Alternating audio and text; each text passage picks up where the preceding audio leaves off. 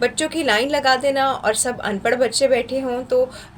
یہ آپ نے بچوں کے ساتھ جو ہے وہ شدید زیادتی کی ہے، اور آپ کو ان بچوں کو دنیا میں نہیں لانا چاہیے تھا اگر آپ ان کی اتنی بیسک نیڈ جو ہے وہ پوری نہیں کر سکتے. ٹھیک ہے. پھر اس طرح کے بچے جو ہے وہ ایک معاشرے کے اوپر ایک بوجھ ہی بنے رہتے ہیں، کیونکہ آبویسلی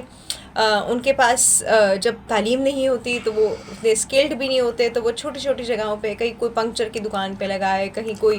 جو ہے وہ کسی ہوٹل میں برتن دھو رہا ہے، تو پھر وہ اس طرح کے بچے آپ کو نظر آتے ہیں.